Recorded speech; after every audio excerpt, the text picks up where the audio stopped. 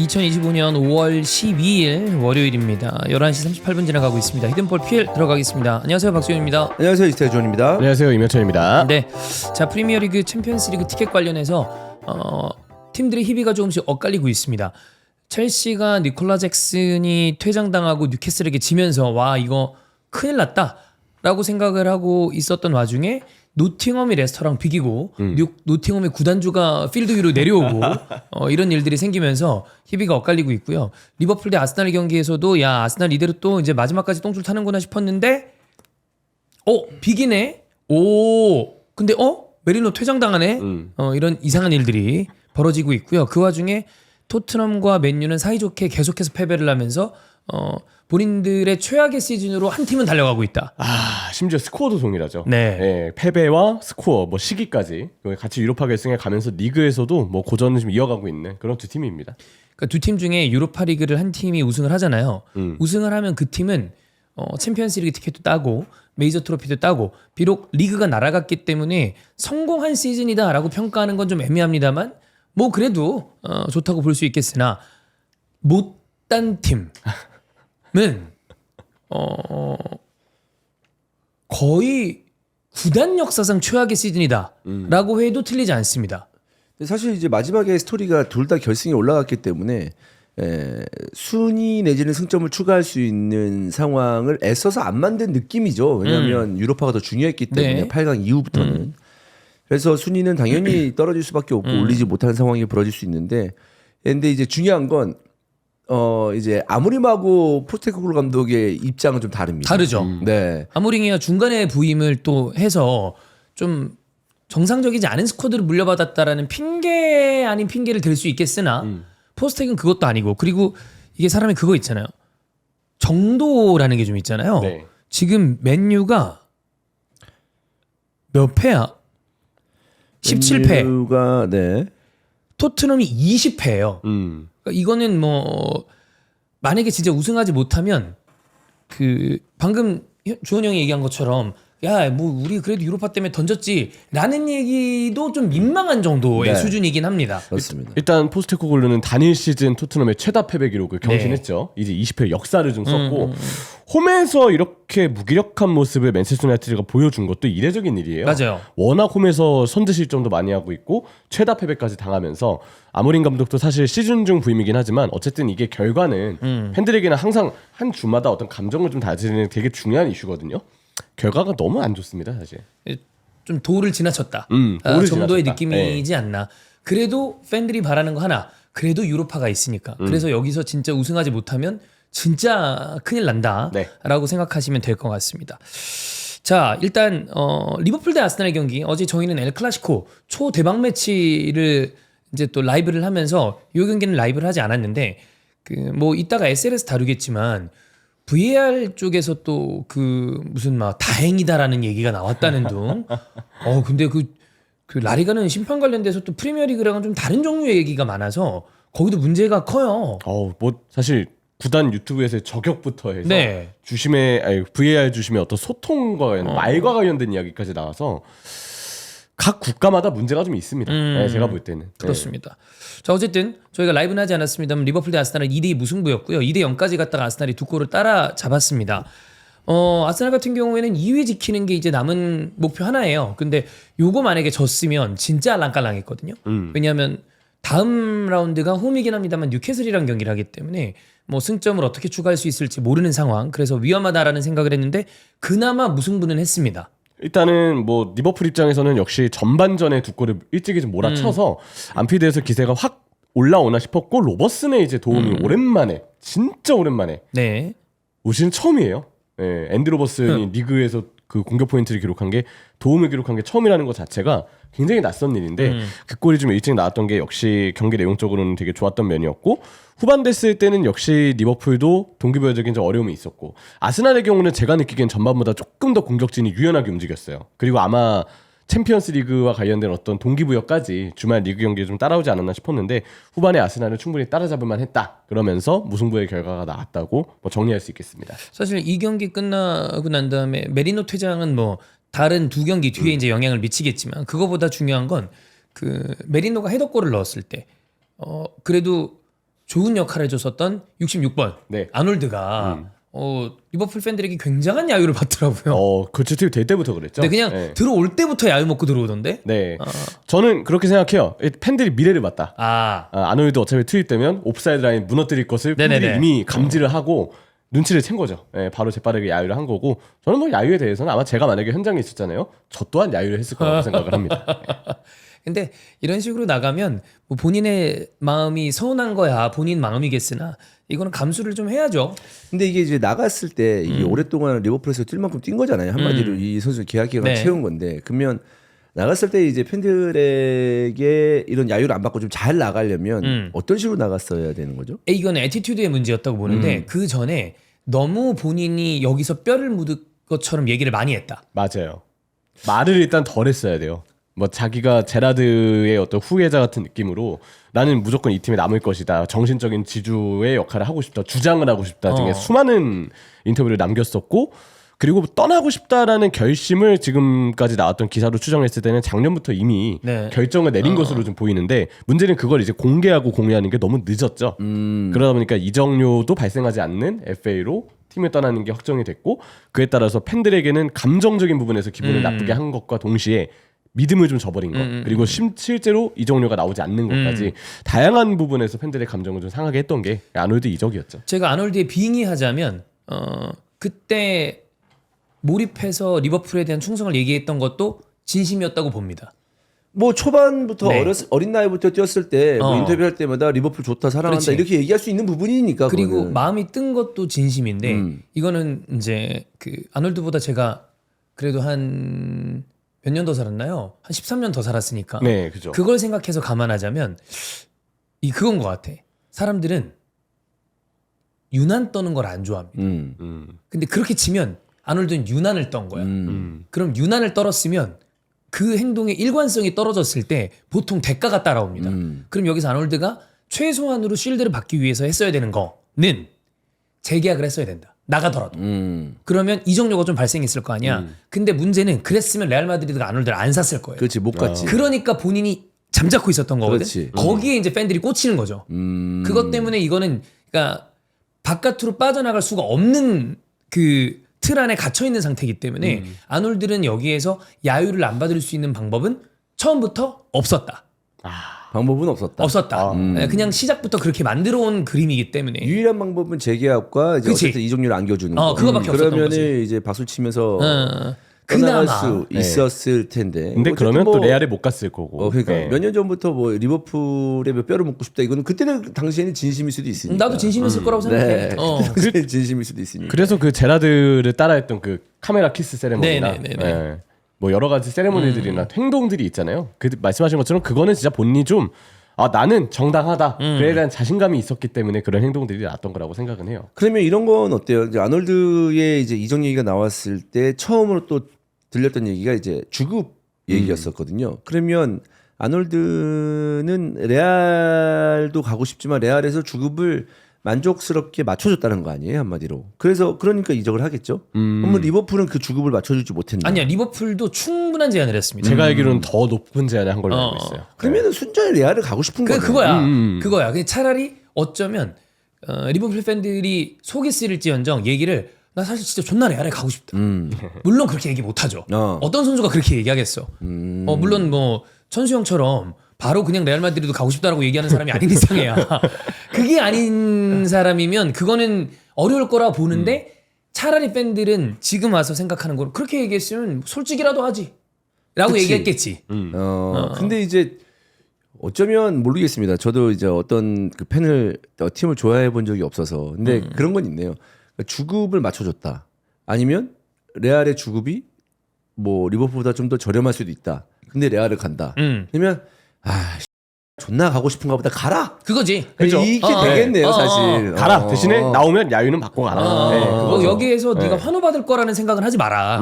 그냥 거기에서 제가 봤을 때 아놀드는 이제 본인이 가고 싶은 팀에 가면서 생기는 반대의 아놀드가 그때 계속 얘기하지 못했던 건 하나라고 봅니다. 결과적으로는 잘못된 판단인데 좋은 사람이고 싶었던 것 같아. 계속 리버풀 팬들의 이 성화도 듣기는 싫고 그리고 그때 리버풀에 대한 충성도도 진심은 진심이었는데 레알도 존나 가고 싶네. 그 아내가 결혼했다. 의 영화 버전을 보면 손예진이 얘기를 합니다. 얘도 사랑하고 얘도 사랑한다고. 근데 거기 소설이나 영화를 보면 진심으로 나오거든요. 근데 그거는 사회적으로 통용되지 않죠. 그리고 남자들에게 이해를 받지 못하는 것처럼 다 잘하고 싶은 그래 거죠. 아놀드는 그 마음이었던 건데 그 마음을 대부분의 사람들이 이해하느냐? 못한다는 거지. 그렇죠. 네. 물론 이해하는 분들도 계신 것 같긴 해요. 왜냐면 이게 아놀드가 처음에 야유 엄청 받았잖아요. 시간이 좀 지나면 환호도 좀 받더라고요. 그래. 그러니까 이게 아마 현지 팬들은 특히 그래 여러 양가적인 가지 감정이겠지. 의견들이 좀 있는 것 같은데 개인적인 그냥 제 생각은 저는 야유했을 것이다. 예, 시도 때도 없이 그냥 아놀드가 눈에 보이면 야유했을 것 같아요. 네, 그런 네. 느낌으로 그랬을 것 같습니다.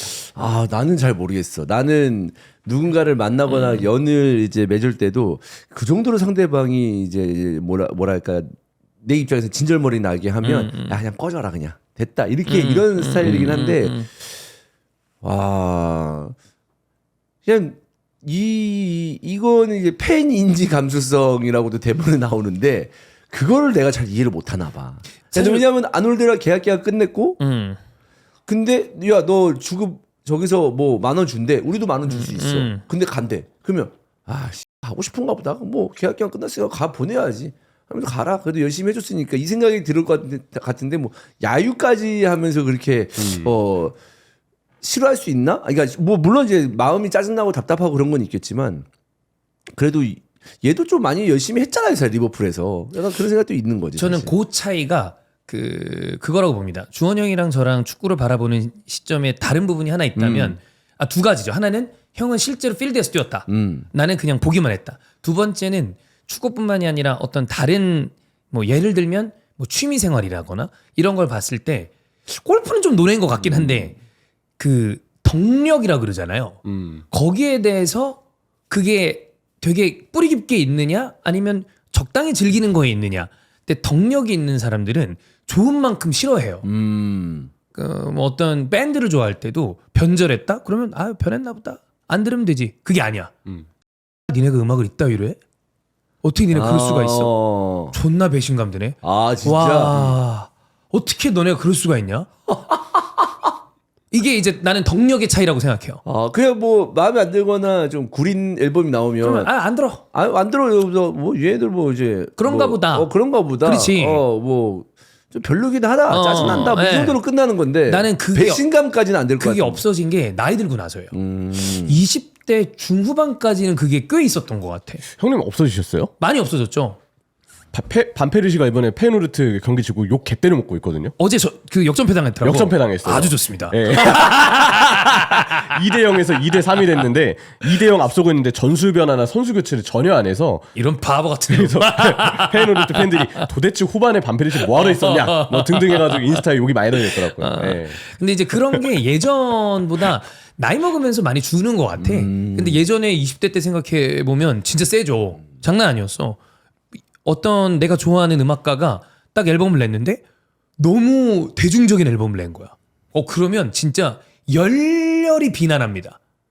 저런 대중에 영합하는 그 쓰레기 같은 놈들.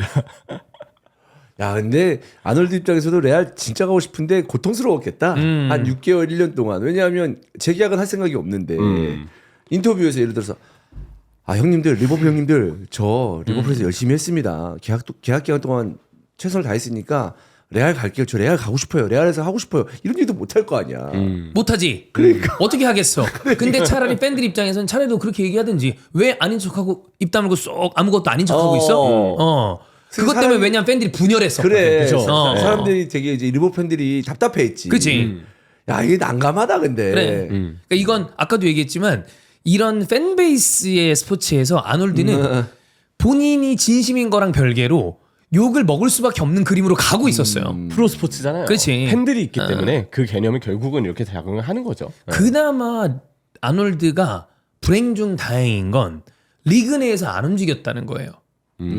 다른 리그로 갔기 때문에 아마 좀 덜 보겠죠. 근데 나는 프리미어리그에서는 아놀드가 레알을 그렇게 가고 싶어 했다니까. 프리미어리그 내에서는 가고 싶은 팀 없었을 것 같아. 없었겠지. 레알에 주는 상징성. 저는 뭐 바르샤, 뭐 미넨 이 소위 말하는 이런 팀으로 가고 싶어 했다는 아놀드였다면 저는 이해가 돼요. 근데 이제 이것도 존나 애매한 게 뭐냐면 아놀드가 정말 풀백에서 압도적인 실력이야. 근데 레알에 가고 싶어. 그러면 레알이 미쳐 있어. 이 새끼 무조건 데리고 와야 돼. 그러면 재계약을 해도 이적료 데리고 나서도 데리고 오지. 근데 그 정도는 또 아니라는 거잖아. 그치. 사실. 요즘에 아놀드 퍼포먼스 그리고 레알 마드리드 이적 정책으로 봤을 때 아놀드한테 비싼 이적료를 줄 리가 없는. 돈 발생한다고 그럼 안 해. 이렇게 돼버리니까 아놀드는 그럼 안 되는데. 가고는 싶은데. 그러면 재계약 안 해야 되는데. 이 진퇴양난이야. 그래. 뭐 상황이 이런 거니까 팬들의 마음도 이제 이해가 되고. 근데 그 팬들 안에서도 이제 좀 정도의 차이가 좀 정도의 있겠지. 차이가 있죠. 네. 어쨌든 아놀드는 본인이 리버풀 팬들에 대한 마음을 좀 접어야 된다고 봐요. 계속해서 사랑받을 수는 없다. 그럼요. 솔직해져야죠. 그러니까 다 잘할 수는 없으니 그래. 다 이쁨 받을 수는 없으니 하나만 선택을 해야 되는데 본인을 위해서라도 어차피 이제 앞으로의 팀이 더 중요한 거 아닙니까? 이적에 대한 마음을 더 두는 게 맞지 않나 싶고 사실 좋은 이슈를 리버풀이 얘기해야 되는데 자꾸 아놀드 이슈가 모든 것을 가리는 느낌이 좀 있어요. 그런 건 좀 있어요. 네, 팬들도 계속 거기에 대해서 스트레스를 많이 받고 있기 때문에 차라리 슬롯이 투입을 안 시켰으면 좋았을 텐데 결과적으로 이제 옵사이드 트랩이 깨졌기 때문에 투입은 실패죠 결국. 뭐 아스날 입장에서 그나마 다행인 건 웨데고르가 좀 살아나나? 다 끝나고 나서 그래도 살아나는 게 좋으니까 다음 시즌 뭐 축구 안 할 거 아니니? 그럼요. 뭐 그거는 정도 다행이다라고 보면 될 것 같습니다. 이 캐러건은 뭐 좀 이 아놀드 야유에 대한 이야기를 좀 했는데 이건 그냥 본인 후배다 보니까 이렇게 얘기를 좀 한 것 같아요. 근데 저도 이걸 보고 이제 캐러거의 이 말 자체는 되게 반대를 하는데 그 전까지 아놀드를 또 정말 적나라하게 비판했던 게 또 캐러거였거든요. 이게 어떤 맥락에서 나온 얘기인지가 좀 궁금해요. 그래서 난 이것도 자 캐러거에 대해서 옹호할 생각 없습니다. 둘 다 진심이었을 걸. 그러니까 사람들이 반대한 생각보다 것도 진심이고 나는 딴 것도 참. 그 생각을 해요. 인간이 얼마나 일관적이고 논리적이게 행동하는가라는 생각을 했을 때 진짜 사람이 과연 그런가? 나는 사람이 논리적이지도 않고 일관적이지도 않다고 생각하거든요. 물론 그렇게 해야 되는 자리에서는 그렇게 해야 되는데 감정이라는 게 그렇잖아. A를 이런 시선으로 봤어. 그럼 B도 그런 시선으로 봐야 되는데 생각보다 그렇게 안 돼. 제가 느끼기에는 평소에 캐러거는 아놀드 이적에 대해서 되게 좀 비판적인 입장을 취했고 제가 볼 때 지금도 그런 생각이 있어요. 네. 근데 이게 아마 저도 이 방송을 본 건 아니지만 방송 보통 경기 직후에 하잖아요. 네. 아스날을 엄청 이기고 싶었던 거예요. 캐러거는 무조건 이겨야 된다. 근데 아놀드가 투입이 됐는데 야유가 나오고 실제로 뭔가 팀의 어떤 경기력이 후반에 좀 안 좋았고 사실 그런데 이제 야유까지 나오면은 아무래도 같이 뛰는 선수들까지 영향을 받아서 이게 팀 사기가 떨어질 수 있거든요. 그러다 결국 따라잡히고 마지막에 못 이겼잖아요. 제가 볼 때 캐러거는 경기 일단 못 이긴 거에 빡치고 그러다 보니까 뭔가 못 이긴 이유를 찾다 보니까 자기도 경기를 뛴 입장인데 웬만하면 그라운드에 야유 좀 안 나왔으면 좋겠다. 그래서 다른 것보다 야유 하나에 꽂혀서 마치 그것 때문에 못 이겼다라고 캐러거가 느껴서 좀 감정적인 말을 한 게 아닐까. 그런 걸 수도 있고 싶긴 해요. 그게 맞는 것 같아요. 아니면 이거 봤는데 막상 들어왔더니 야유를 존나 받아. 아놀드가 했더니만 그거죠. 밥은 먹고 다니냐? 봤는데 막상 안쓰러워. 또 존나 욕 처먹으니까 저것도 좀 애매하네. 이런 생각이 문득 들었을 수도 있어. 그럴 수도 있어요. 또. 저도 요즘에 항상 그 생각을 해요. 사람이 아까 방금 얘기한 것처럼 매 순간 그렇게 논리적으로 움직이는가? 근데 내가 나를 돌아봐도 하나도 안 그렇거든. 매 순간 내 감정이 지배하는데 그러지 않으려고 생각하지만 그게 안 돼. 그러니까 이럴 때도 뭐 당연히 방송을 하고 이러니까 이렇게 얘기를 하는데 그래서 아까 아놀드에 대한 것도 이해를 한다기보다 매 순간 진심이었을 것 같다고 생각하는 게 아마 그랬을 거예요. 근데 멀리 떨어져 있는 사람들한테 어떻게 그거를 대입하겠어. 캐러거도 그랬던 것 같아. 욕했을 때 저 개새끼. 리버풀을 배신해? 저런 쌍놈 새끼. 근데 막상 야유 쳐먹는 걸 보니까 저건 또 좀 애매한 것 같기도 하고 나도 뛰어봤는데 야유 먹으니까 좀 그때 생각하니까 저것도 존나기 힘들 텐데. 이런 막 감정들이 오락가락하니까 방송하는 사람이라면 그러지 않는 게 좋겠으나 이해한다기보다 그러지 않았을까라는 생각이 좀 들긴 해요. 하여튼 뭐 그렇습니다. 네, 저도 그냥 이거는 메신저에 대한 비판보다는 메시지에 대한 비판을 하는 게 맞지 않을까. 캐러건 그 전까지 비판을 해왔으니까 그런 생각도 합니다. 네. 하여튼 뭐 그렇습니다. 네.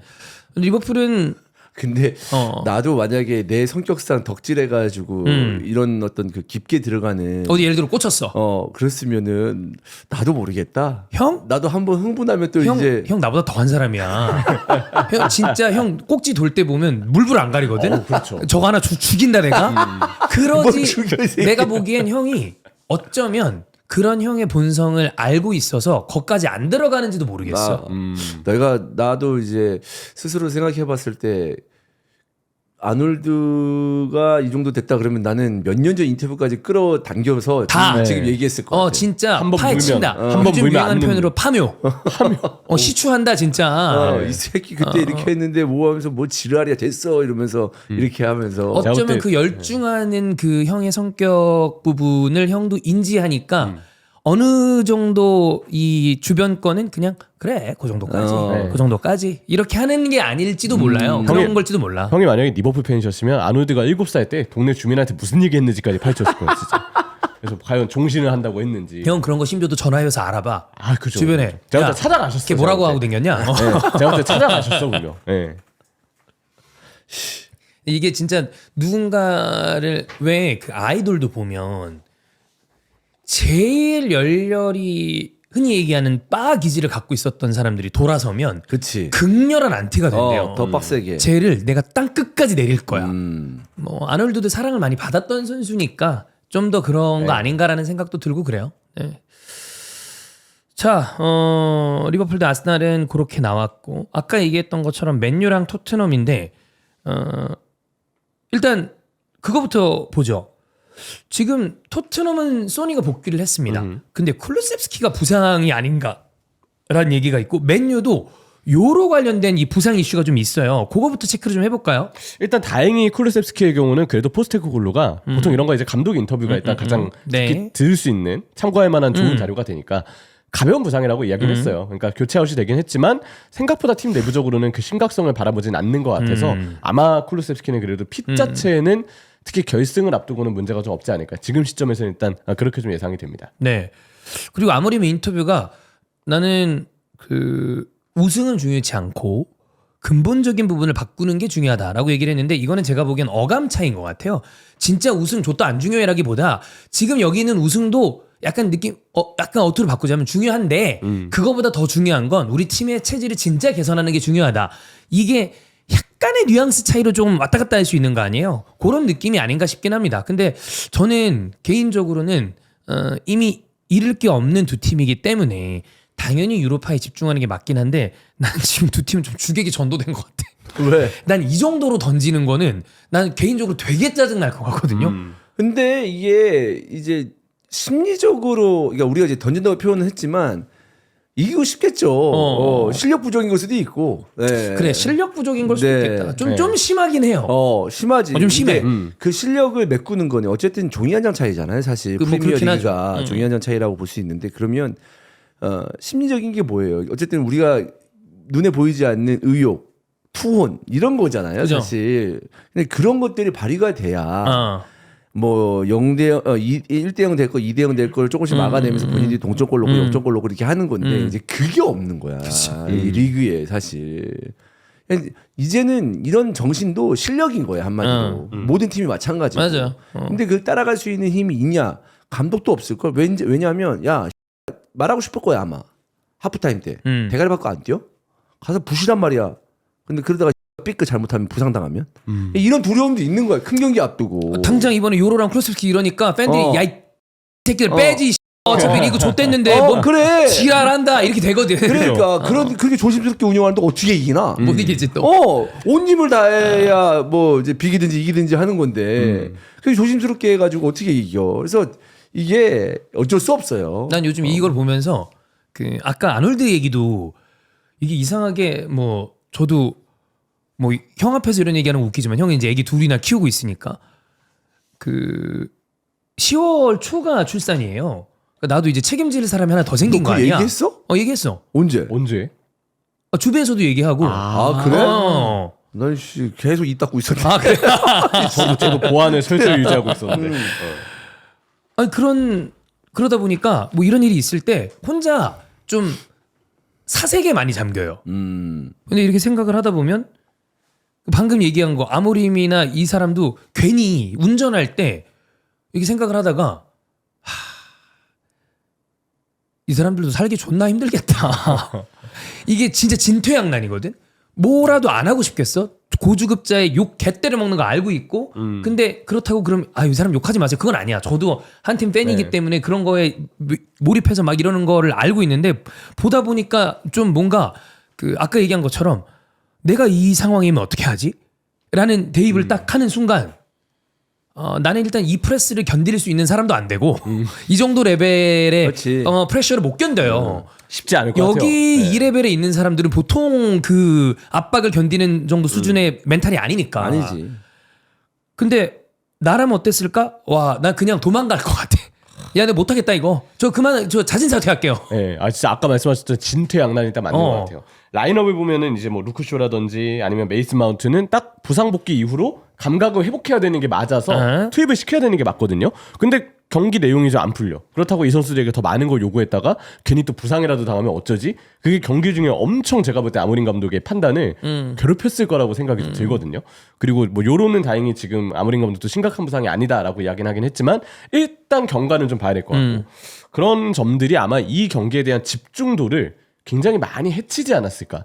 그래서 이게 아마 준비하는 데 있어서 야 우리 리그 별로 안 중요하니까 그냥 대충 해 나기보다는 상황상 어쩔 수 없는 진퇴양난에 두 팀 모두 좀 빠지게 되는 것 같기는 해요. 그렇지. 뭐 무리할 수가 없다니까. 그래. 무리할 수 없는 그것 때문에. 무리할 수가 없어. 괜히 정말로 이 감독들 코치진들이 조심합니다. 그래. 큰 경기 앞두고 어떻게 될 줄 알아. 트레이닝도 그러니까. 그렇고 그렇기 때문에 뭐 되게 치열하게 선두권을 경쟁하면서 했을 때는 계속 그 흐름대로 야 우리가 항상 자전거 페달을 밟아왔으니까 그 속도로 계속 유지하면서 가면 돼. 야 가자. 시즌 얼마 안 남았어.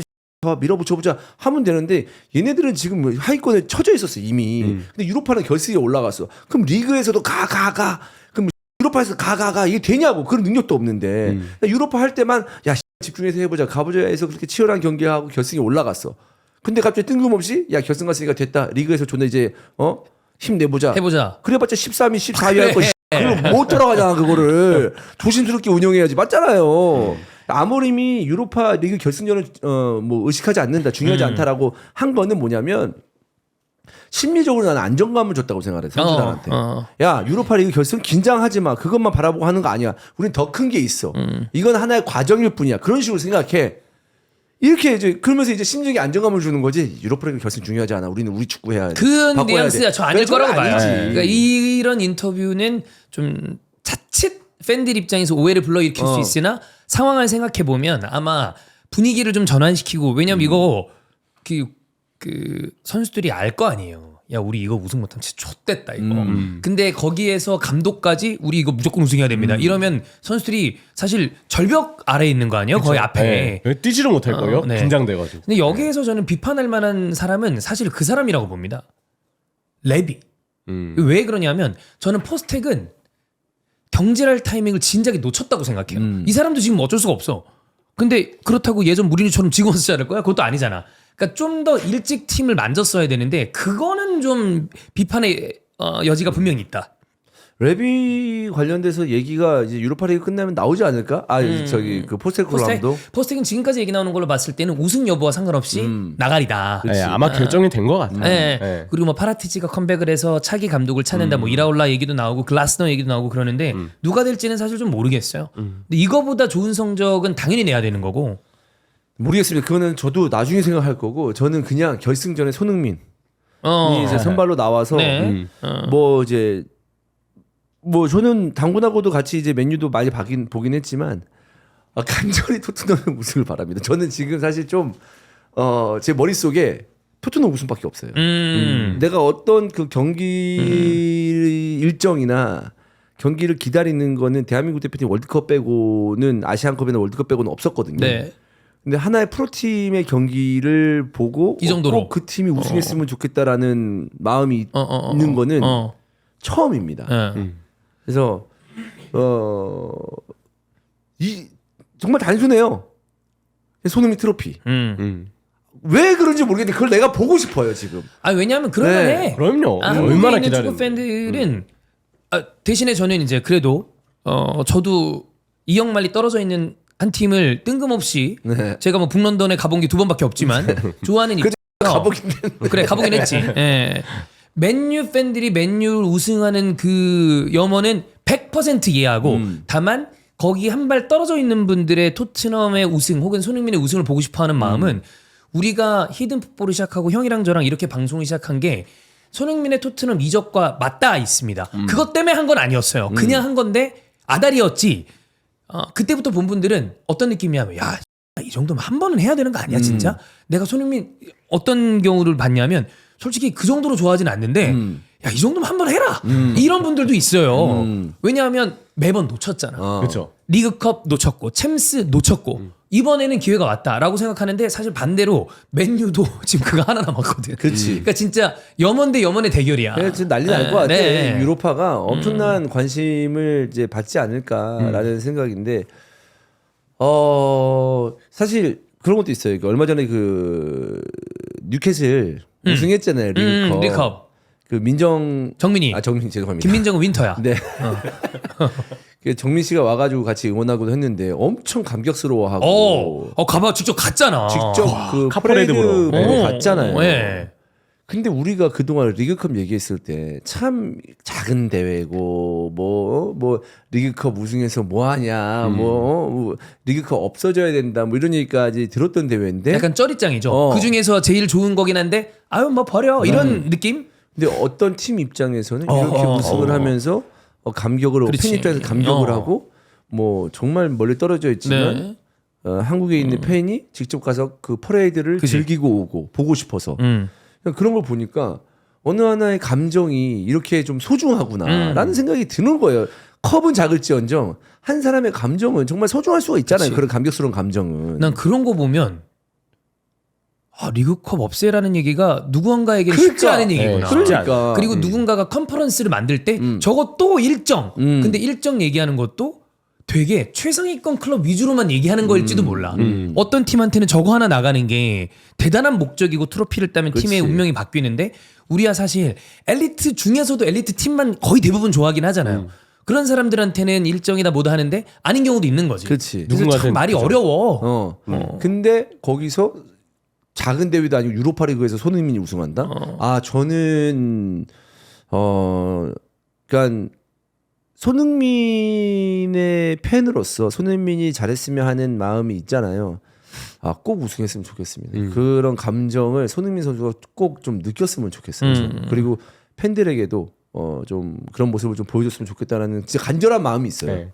해리케인 우승도 현지에서 엄청 주목하더라고요. 그래. 전부터도 그랬어요. 아까 종윤이 형도 말씀하셨던 것처럼 이 정도면 한 번은 해라. 어. 이 시선이 독일에서도 꽤 있었더라고요. 아니 해리케인은 사실 그 실력에 트로피 하나 없는 게 좀 이상하잖아요. 근데 케인은 이제 성부를 했고 누구보다도 기뻐하면서 트로피를 진짜 마음껏 들고 맥주 샤워를 했는데 누군 얘기하던데 토트넘에서 우승한 거 아니니까 무효다. 바이에른에서 우승한 건 무효야. 네, 이건 농이겠지. 농이죠. 어. 그 무효인 선수가 몇 명 있는 거예요? 그래서 아마 손흥민 선수도 이제 트로피를 들지에 대해서는 뭐 우리도 그렇지만 현지에서도 아마 주목을 하지 않을까요? 누군가의 또 스타 선수의 첫 트로피가 걸려 있다고 하면은 그런 근데 부분에서도 저는 그 생각은 해요. 네. 제가 이런 케이스 때문에 그리고 제가 좋아하는 팀이 트로피를 아주 최근에 많이 따온 팀은 아니니까 아스날이라는 팀이 형도 자주 얘기하지만 프로 선수들 중에 저는 99%가 대부분 하나의 트로피도 건지지 못하고 은퇴한다고 봅니다. 그리고 누군가는 우리가 시대가 지나고 봤을 때 손흥민보다 더 대단한 커리어를 지닌 사람도 우승을 못하는 케이스들이 간혹 있어요. 그래서 누군가를 평가할 때 항상 제가 얘기하는 게 팀 커리어는 좀 뒤로 빼는 게 좋지 않나요? 라고 얘기를 하는 게 그런 케이스들을 봐서 그런 것 같은데 예를 들면 제라드예요. 제라드는 딴 컵은 있지만 챔스가 있기 때문에 제라드를 이렇게 묶는 건 좀 무리가 있어. 근데 리그 우승이 없다? 근데 이런 선수들이 생각보다 좀 있어. 되게 대단한 선수인데 우승이 없어. 그럼 그 선수를 어떻게 평가해야 되나라고 보면 만약에 손흥민을 봐. 손흥민이 예를 들면 이번에 유로파 우승을 못했어요. 그럼 메이저 트로피 하나도 없는 거야. 아시안컵 못 따겠죠. 솔직히 얘기하면.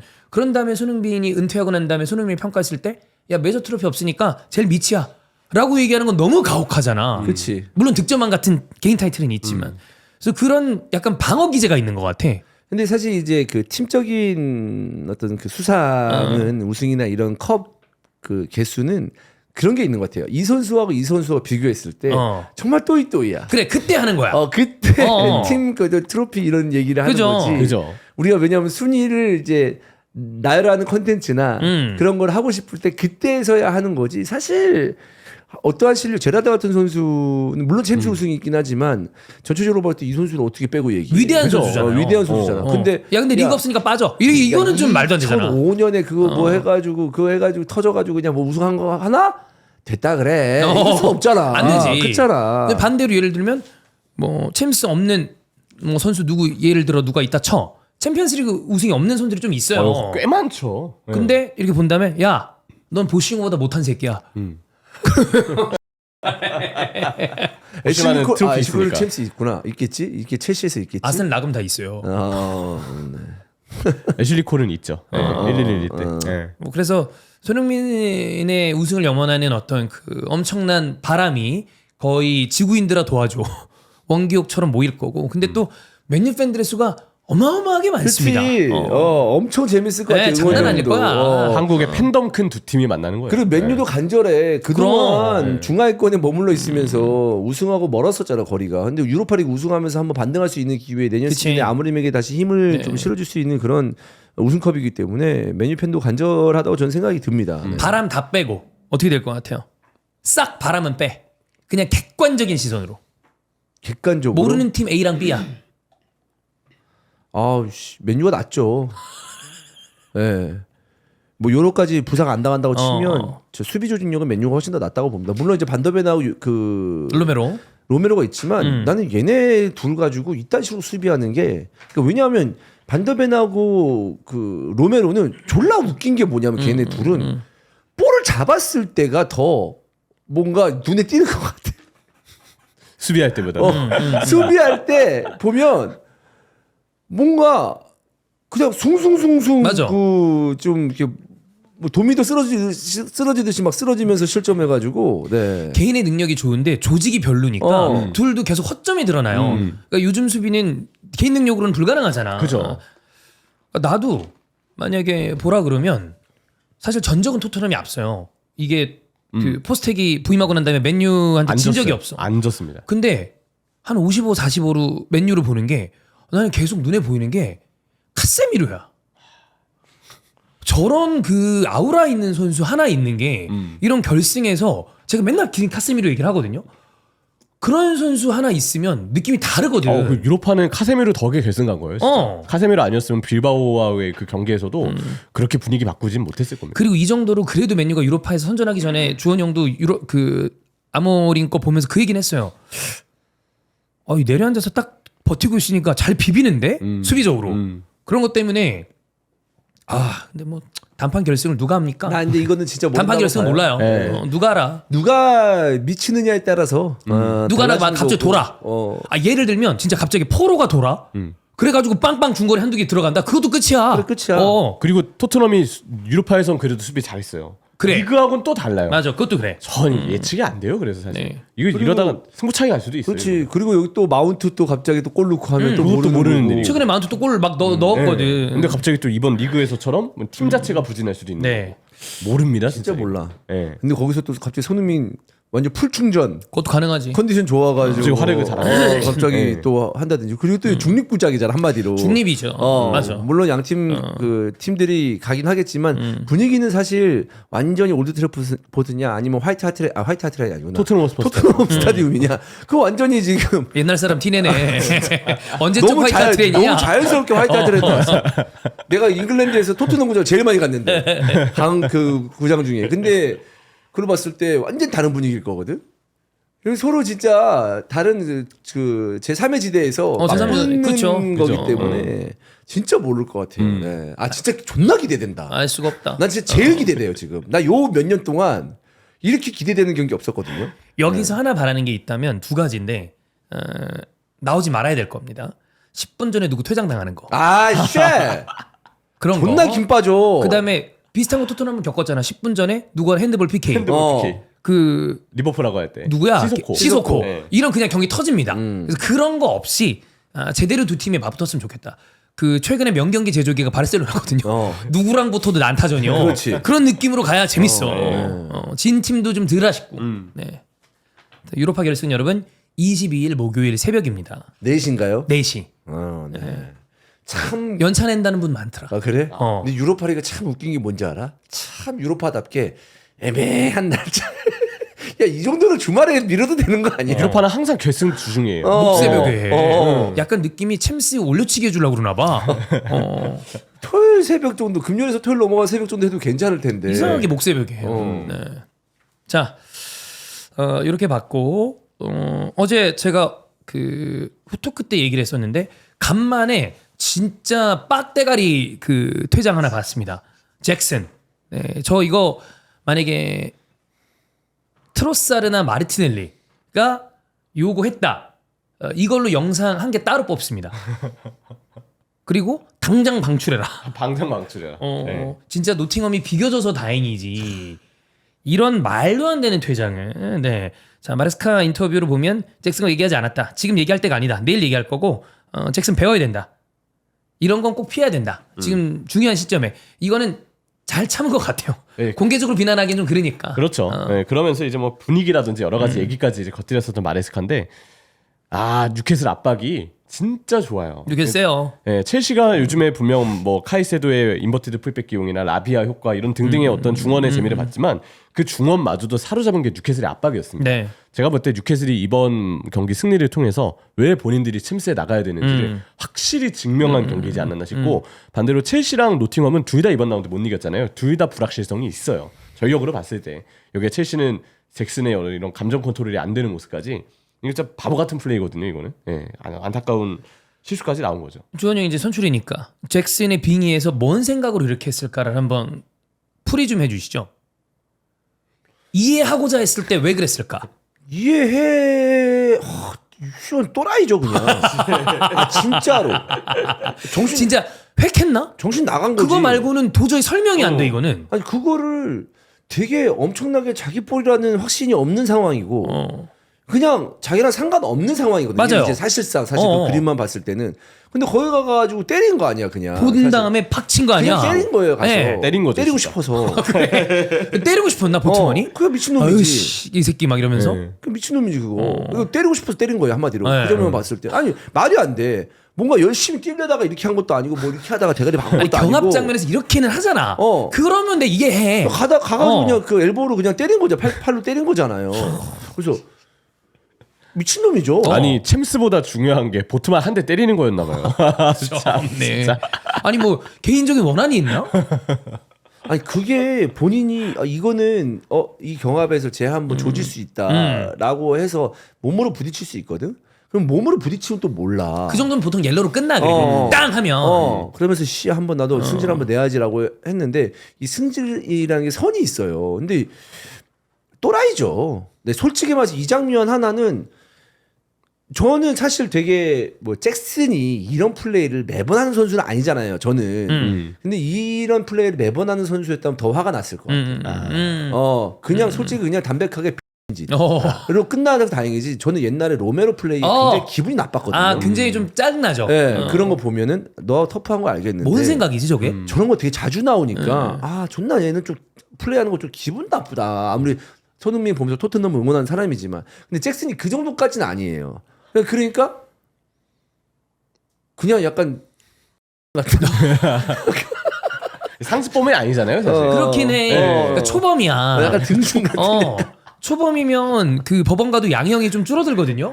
근데 이거는 진짜 순수하게 야. 그래가지고 제일 중요할 뭘 때. 말을 못 하겠어. 선수를 빙의하고 안 빙의하고 떠나서 얘가 뭐 자주 이러면 모르겠는데 그게 아니니까 이 중요한 경기에서 이런다. 난 그래서 뭐랄까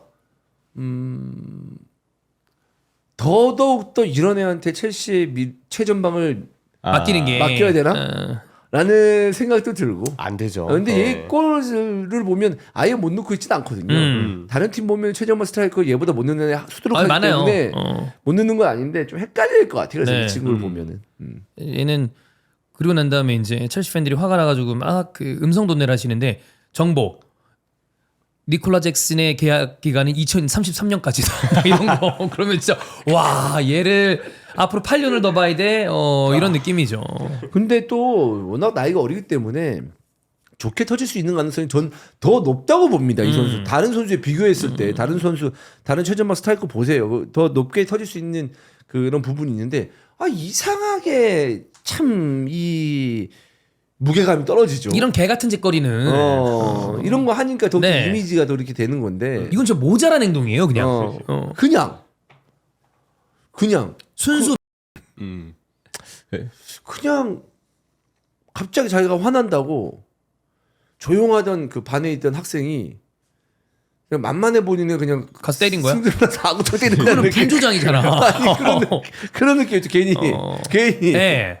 근데 아까 말씀드렸던 것처럼 이따가 테이블을 한번 다시 체크하겠습니다만 노팅엄이 레스터랑 비긴 게 첼시한테는 진짜 천만다행입니다. 레스터가 마지막에 골을 넣었어요. 네. 그 덕에 그나마 이제 레스터 덕에 첼시는 좀 어떻게 보면 기사회생을 했고 마레스카 입장에서는 뭐 제자들 덕을 받은 거죠. 네, 몇몇 제자들이 아직 레스터에 남아 있으니까. 노팅엄도 확실히 뭔가 후반기 때는 전반기보다는 많이 떨어져 있어요. 그게 부상 등의 선수에 대한 관리 문제도 있겠지만 결정력이 뭐 크리스 우드의 득점과는 별개로 팀 자체의 어떤 공격 빈도가 결국 많지 않은 그 한계가 공격력이 결국은 좀 문제가 있는 것 같아요. 결정력보다도 제가 볼 때는 공격력 그런 게 결국 발목을 잡았던 뭐 이번 노팅엄의 경기 내용이었죠. 그렇습니다. 자 그리고 그 아스날 2위랑 굳이 따지면 연관이 있는 얘기인데 맨시티가 소튼이랑 비겼어요. 그게 아니면 아스날은 잘못하면 마지막까지 뒤집힐 수도 있다라는 생각으로 좀 경기를 했어야 되는데 이 경기 보고 좀 답답함을 느낀 분들이 많더라고요. 물론 계속 두드리고 램스데일이 선방하고 이런 거는 그런데 그거랑은 별개로 내년에 잘할 수 있을까라는 걱정을 좀 하시는 분들이 있는 것 같습니다. 근데 사실 이 정도의 노골적인 수비면 어떤 팀이어도 뚫는 게 힘들어요. 어렵죠. 네, 그거는 뭐 당연히 맞긴 하지만 그냥 제가 보면서 느낀 거는 확실히 맨시티는 2선의 공격력이 너무 많이 떨어져 있어요. 최전방도 최전방인데 결국 그 2선의 공격력이 좀 더 갖춰져야 더 시티다운 그리고 이제 기회가 왔을 때 해결을 짓는 모습까지 나올 거라 보거든요. 근데 어떤 의미에서 보면은 맨시티가 지금 물론 리그도 갈 길이 바쁘긴 하지만 더 중요한 건 결국 FA컵 결승인데 아마 FA컵 결승에서도 글라스너의 팰리스는 밀집 수비로 맨시티를 상대할 거거든요. 이 경기가 어쩌면 선수들에게도 우리 더 잘해야 된다. 특히 FA컵 결승에서는 네. 상대 밀집 수비를 어떻게 하면 더 뚫어야 될지에 대한 결과적으로는 약간 그 부분에서 어떻게 긍정적으로 이게 좀 작용이 될지 그런 게 약이 될 수도 있다는 생각도 좀 들긴 했던 것 같아요. 네. 확실한 건 2선은 보강이 필요하다. 분명 지금의 공격력으로는 맨시티가 길게 봐도 뭐 패부 체제가 지속된다 해도 지금 스쿼드로는 공격력을 답보하기가 좀 힘들 거라고 생각은 해요. 자 순위를 볼게요. 리버풀 우승 확정이고 아스날은 개인적으로는 홈에서 뉴캐슬한테 질 것 같지는 않거든요. 또 말 씨되는 거 아니야? 이러다가 딱 지는 거 아니야? 뉴캐슬한테 너무 약해서. 저 근데 비기는 느낌이에요. 이기진 못할 것 같아. 지금 느낌이면 비기기는 해서 그냥저냥 전 2위는 유지할 것 같고 주원 형이 이제 빌라 어떻게 될지 모른다라고 얘기를 했잖아요. 빌라가 남은 경기 3연승 하면 첼루키가 이제 삭발하겠다 그랬다가 캔슬하고 이제 문신으로 바꿨는데 요거 어떻게 봅니까? 마지막 무슨 문신을 하겠다는 거죠? 이거 첼시 엠블럼. 근데 그래서 사람들이 그러더라고. 원래 하려 그랬네. 첼시 팬이 첼시 엠블럼 하는 게 왜? 근데 어쨌든 문신은 남는 거니까 나는 그걸 공약을 하겠다. 그 얘기를 했죠. 근데 본머스는 일단 이겼습니다. 그거를 받아주면 안 됐지. 첼시 팬이 첼시 뭘로 엠블럼. 했어야 되나요? 첼시 엠블럼하고 밑에 아스톤 빌라를 써야죠. 엠블럼을. 제가 볼 때 그냥 한글로 그게 벌칙이지. 그냥 한글로 아스톤 빌라라고 적는 게 나아. 첼시 엠블럼. 첼시 엠블럼하고 빌라. 이렇게 빌라 그렇게 쓰든지. 네, 그게 벌칙이죠. 그게 벌칙이지. 한글로 써야 돼. 한글로. 네. 벌칙이 아니죠. 그거는. 그래 벌칙이 아니긴 하네. 그냥 용기를 타투했을 때도 용기도 어느 정도 필요하잖아요. 있어야지. 예. 근데 그 용기를 이제 북돋아주는 장치일 뿐이지. 이거는 저는 그거는 공약이 아니라고. 벌칙이 봅니다. 아니다. 네, 벌칙이 아니죠. 첼루키한테 이 얘기를 좀 전달해야 되겠습니다. 네. 너가 한 거 공약 아니다. 네. 당연히 아니지. 이거 분명 볼 겁니다. 첼루키가 또 우리 컨텐츠를 열심히 즐겨보기 때문에 나 같은 사람한테는 첼시든 아스날이든 맨유든 뭐 맨시티든 타투하는 게 나한테는 벌칙이지. 타투 하는 것 자체가 되게 이거는 아까 얘기한 대로 공약이 돼요. 근데 타투는 뭐 상관이 없을 수도 있겠지만 다 하니까. 근데 나는 이제 찐팬이 아니잖아. 찐팬이 아니었는데 내가 예를 그럼 들어서 형 이거 하자. 이번에 손흥민 우승하면 손흥민 하자.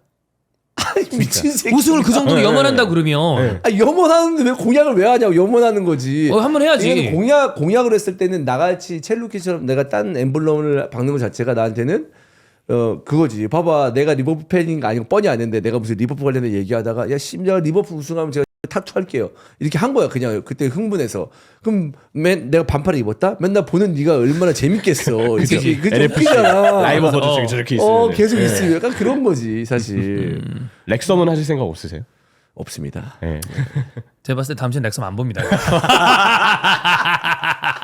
몰라. 지금 형이 주목하고 있는 건 손흥민과 이강인의 거취입니다. 그렇죠. 제가 그거 보고 있어요. 네. 근데 몰라. 내 렉섬 좋아할지. 근데 그 트레이닝복 보고 정님이 정뚝떨인가 봐. 정념이 떨어진 건 아니지만 왜냐면 붙을 정도 없었거든. 그 정도는 아니었어. 다큐를 봐야죠. 네, 좀 지켜보죠. 네. 네. 이거 어떻게 봐요? 어떤 거? 순위 챔스. 아니 이게 노팅엄은 안 될 것 같고. 노팅엄은 이제 난 어제 무승부를 하면서 멀어진 것 같아 좀. 근데 내가 저번에도 얘기했잖아. 그대로 될 것 같다고 이렇게. 형 빌라 올라갈 수 있다 그랬잖아. 빌라 첼시가 완전 동률이거든요. 모르겠어요, 솔직히. 이게 빌라가 매치업이 토트넘 맨유야. 공교롭게도 이렇게 그러니까 2승이 가능하다라는 개념으로 보고 첼시가 맨유 노팅엄이거든요. 여기도 마찬가지야, 근데 노팅엄이 지금 무너진 형태라 네. 사실 첼시가 2승을 하면 자력으로 그냥 5위에 그래. 안착을 합니다. 제가 볼 때 첼시의 일정의 가장 큰 고비는 이번에 뉴캐슬전이었어요. 그래. 네, 근데 그걸 노팅엄이 커버를 쳐준 거야. 그렇죠. 최악의 결과로 그 패배를 당하긴 했지만 노팅엄이 진짜 커버 쳐주셨단 말이 너무 맞는 것 같고 노팅엄은 오히려 웨스트햄 원정의 첼시 홈이거든요. 제가 볼 때 이게 오히려 노팅엄 입장에서 쉽지 않아요. 빌라는 이번에 워킨스 골이 들어가서 일단 워킨스도 아스톤 빌라 소속으로 프리미어리그에서 가장 많은 골을 넣은 선수.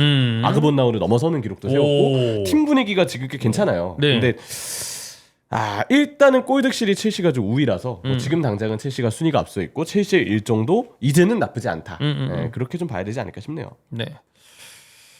자, 그 정도 봤으니까 코리안 리거 얘기로 가겠습니다. 일단 김민재가 참 김민재 선수의 대단한 그리고 출중한 실력은 뭐 자타공인이니까. 근데 움직이는 데마다 지금 빅리그에서 우승 트로피가 2개입니다.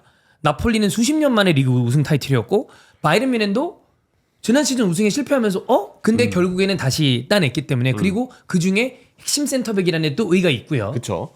일단은 우승 트로피에 기여를 했고 본인도 아주 마음껏 우승 트로피를 들어올렸고요. 부상 때문에 이제 아마 클럽 월드컵 전까지는 계속 좀 휴식을 물론 A매치 봐야 되지만 휴식을 좀 취할 것 같긴 한데 어쨌든 분명 바이에른 뮌헨 현지 팬들도 김민재 선수에 대해서 막 우리가 되게 부정적인 이슈들을 많이 접하잖아요. 막 바이에른 뮌헨 뭐 독일 언론에서 김민재 선수를 뭐 비판을 했다느니 네네네네. 뭐 네. 활약을 인정하지 네. 않았다느니 근데 그래도 현지 팬들 반응은 그렇게 보고 있지만은 않아요. 물론 그 중에서도 일부는 우리가 봐도 좀 이상하다 생각되는 이런 경기를 보는 시선을 갖고 있는 사람들이 있는데 대부분은 김민재의 공로를 너무 좀 박수 쳐주고 있고 수고했다고 인사도 해주고 있고 할 만큼 했다라는 반응들이 많더라고요. 김민재 정말 열심히 했다. 뭐 저희가 그 주말 정도에 겹쳐가지고 그거를 명확하게 딱 얘기하지 못했는데 그거 있었잖아요. 김민재 패스 뉴스가 좀 있었습니다.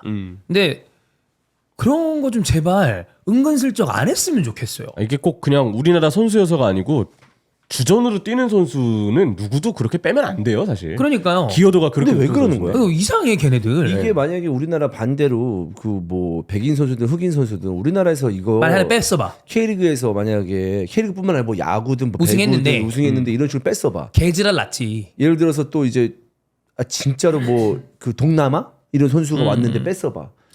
아니 그 생각을 안 하죠. 안 우리는. 하고 우리는 그나마 다행인 건 우리가 욕해요. 뭐하냐 그치? 너네. 울산 때 그랬잖아. 같은 짓 한다 새끼들 이러면서. 그치. 우리가 우리 선수들이 비판하잖아. 근데 얘네들은 뭐하는 애들인지를 모르겠어. 아니 이게 난 좀 짜증나는 게 은근슬쩍 아닌 척하면서 하는 거. 난 그게 진짜 차별이라고 생각해요.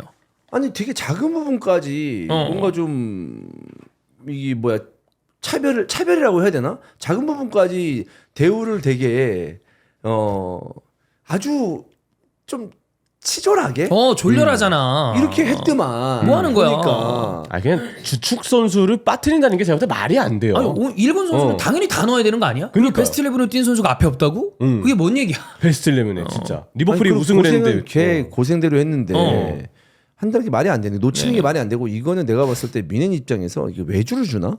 그런 걸 만드는 거였을 때. 보통 이런 거 외주 주지 않나요? 근데 외주 주고 감수를 안 하는 건 아니잖아요. 해야죠. 아니 우리도 누구 어. 외주를 줬을 때 체크를 했는데 우리가 놓쳤어. 그리고 나가는데 그게 삑 났어. 그럼 외주업체 탓하나요? 우리가 잘못한 거야. 그럼요. 근데 나중에 수정을 하나? 해야죠. 해야지. 아, 안 나는 하고. 수정을 했잖아. 했어. 했잖아. 했죠. 그러니까 이게 뭔 개 같은 이게 뭐냐면 나는 이거를 뮌헨 팀 자체가 했다고 생각하지 않아요. 몇몇 사람이라고 해야 되나? 그런 게 있는 것 같아. 근데 그거를 바이에른 뮌헨 팀 거를 만들면서 이런 식으로 한다? 이건 말이 안 되지. 걸러내줘야죠. 이거 솔직히 말해서 우리 그냥 대한민국 사람이기 때문에 이런 거지. 야, 흑인이었어 봐. 그 전 세계적인 난리였을걸? 아, 진짜로. 그런 얘기 많이 하죠. 인종차별은 다들 반대하는데 흑인에 대해서는 지금 이제 다들 그래서는 안 된다라는 심각성을 인지하고 있지만 유독 동양인에 대해서는 아직 그런 목소리가 많이 안 나오고 있다. 뭐 그런 얘기들이 좀 많죠. 나는 진짜 너무 실망스러워서 그래서 저는 이게 최근에 유럽 가거나 했을 때 사실 그러니까 K 문화라고 해야 되죠. 그렇죠. 네. 한국 관련돼 가지고 사람들이 많이 좋아해주고 그런 가게들도 많이 생겨가지고 좀 많이 달라졌구나라고 생각이 들었는데 요즘 보면 되게 친절해요 한국 사람들한테. 근데 이런 거 보면 와 아직까지도 남아 있구나. 그러니까. 그런 왜 이렇게 유치하지? 지금 이 시대에 이게 사실 요즘은 어떤 이슈가 있으면 전 세계적으로 다 공유를 하거든요. 다 공유가 되죠. 네. 번역도 안 되는 것도 아니고. 순식간에 글로벌로 퍼져나가는 네. 게 요즘인데. 근데 와 이런 식으로 한다는 것 자체가 너무 실망스럽습니다. 네. 사실 좀 이렇게 치졸하게 하면 좀 구단급이 있지. 좀 정남이 떨어져. 사실. 어디 여기가 동네 구단인가요? 바이에른 뮌헨인데. 네. 자 그리고 토마스 밀러. 자 밀러가 고별사를 했습니다. 네, 레전드가 떠난 거죠. 얘기를 좀 했습니다. 뭐 당연히 이런 순간이 올 거라고 언젠간 알고 있었고 수년 동안 라디오 밀러를 견뎌주신 모든 분들께 감사드립니다. 전 쉬운 사람이 아니었다. 꽤 피곤했을 거다. 이 얘기가 좀 많이 와닿더라고요. 라디오 밀러. 밀러 선수가 그만큼 뭐 말도 많이 하고 네. 분위기도 많이 끌어올리고 그런 이 뉘앙스로 이야기를 했던 것 같고 마지막으로 이 팀에 남는 선수들에게 정말 목숨을 걸고 뛰어달라. 이 클럽은 여러분이 생각하는 것보다 훨씬 위대한 곳이다. 위대한 헌사를 남겼습니다. 레전드입니다 역시. 보니까 이제 팀 동료들도 그렇고 스태프들도 그렇고 막 밀러를 울리려고 엄청 애를 썼는데 밀러가 약간 눈물이 고이긴 했지만 끝까지 안 울고 그냥 밝은 표정으로 마지막 이 인사를 전하더라고요. 이제 알리안츠 아레나에서의 토마스 밀러의 여정은 이렇게 끝이 났습니다. 뭐 지금 하인케스 얘기로 좀 밀어보자면 이대로 다른 커리어를 안 이어갔으면 하는 좀 바람이 있는 것 같긴 한데 모르죠. 봐야지. 뭐 만약에 다른 팀을 선택한다 해도 경쟁 구단으로의 뭐 어떤 이적이 아닌 이상 본인이 충분히 선택할 수 있는 그럼요. 거니까. 뭐 미국으로 가든 그럼요. 이런 경우 있으니까. 자기 뜻이니까. 네. 자 그거랑 별개로 김민재 선수 세리아 리턴 링크가 있긴 합니다. 유베랑 인텔에 있어요. 네. 근데 어디 가든 잘할 것 같아. 잘할 것 같긴 한데 바이언이라면 굳이 매각할 이유가 없다. 그때 김민재 선수 직접 얘기하기도 했고 지금 통째로 수비 라인을 갈아엎을 수 있는 팀들이 많지 않아요. 일단 다이어가 모나코로 나가거든요. 네. 이미 우파메카노 우파메 김민재 그리고 언제 또 다칠지 일단은 모르는 이토이로키. 예, 말고는 센터백이 없어요. 네. 뭐 나중에는 뭐 이제 스타니시치나 뭐 고레츠카 이런 선수들을 내리거나 옮겨서 써야 되는 상황인데 센터백이 이미 지금도 숫자가 부족한데 여기서 나가는 게 주전급 선수를 내보내는 거는 상상하기 힘들죠, 사실. 그러니까 좀 이상한 짓 좀 안 했으면 좋겠어. 그래서 더 소중함을 느껴야 돼. 아니 저는 김민재 선수가 또 뭐 이제 중요한 선수잖아요. 네, 그럼요. 네. 자 그리고 이강인은 오랜만에 풀타임 출전을 했는데 사실 뭐 지금 파리 생제르맹에게 리그 경기가 그렇게 의미 있는 경기는 아니고 네. 그 와중에 또 퍼포먼스가 되게 좋지는 않았습니다. 오랜만에 돌아오다 보니까 몽펠리에전에 나와서 일단 선발로 뛰었고 이번 경기도 수비형 미드필더 역할이었어요. 네. 근데 파리도 로테이션을 많이 돌렸고 몽펠리에가 올 시즌 최악의 팀이거든요. 예, 막 와우비 카즈리 이런 선수들 팬들하고 싸우고 와 카즈리 교체 투입되는데 아놀드 야유 이상으로 더 많은 야유가 나오더라고요. 그 정도로 되게 신기한 광경을 좀 봤었고 경기가 안 풀리니까 이강인이 이제 수미에 있다가 공격적으로 좀 올라가면서 경기 중에 계속 위치가 바뀌고 심지어는 후반에는 거의 왼쪽윙에 가깝게 또 벌려서 뛰기도 했었거든요. 그냥 그때 팀이 필요로 하는 자리를 이강인 선수가 다 소화 중인데 냉정히 봤을 때 뭔가 뚜렷한 인상이 남지는 않았어요. 특히 상대가 압박을 할 때 뭔가 대처를 하는 데 있어서 정말 앞으로도 수비형 미드필더나 3선에서 고정적으로 경기를 뛰려면 지금보다는 압박에 대한 대처는 조금 더 잘 될 필요가 있다. 왜냐면 그 자리는 안정감이 우선이거든요. 번뜩이는 연결이나 공격 가담 이런 거는 참 좋았는데 간혹 이제 압박을 받았을 때 전반에 좀 몇 차례 실수가 있었다. 네, 그렇게 좀 경기력을 요약할 수 있겠습니다. 그렇습니다. 자, 나폴리가 케빈 데브라이너랑 그 링크가 났다라는 걸 말씀을 이미 드렸었는데 이강인도 나폴리랑 링크가 있어요. 그래서 글쎄요, 이강인 선수는 지금 그 얼마 전에 여러분 사진 보셨겠지만 로마노랑 마테오 모레토랑 사진이 찍히고 이런 걸로 봤을 때 그리고 그간 이강인 선수가 이적하기 전에 인스타에 프로필을 좀 삭제하는 경향들이 있었던 걸 봤을 때 뭐 그게 꼭 이적을 암시한다라고 보기는 어려우나 왠지 다음 시즌에는 다른 팀에서의 느낌이 있긴 하거든요. 근데 이건 지금 완전히 아스날 입장에서 한 얘기입니다. 뭐냐면 제가 반복해서 얘기 드리고 있는 건데 아스날에 와도 입지가 변하지 않을 거예요. 비슷할 겁니다. 거기서 이겨내는 건 결국은 이강인의 몫인데 그냥 내가 그 구단을 좋아하는 입장에서 이강인 정도로 다양한 포지션을 소화할 수 있는 선수면 무조건 이득이거든요.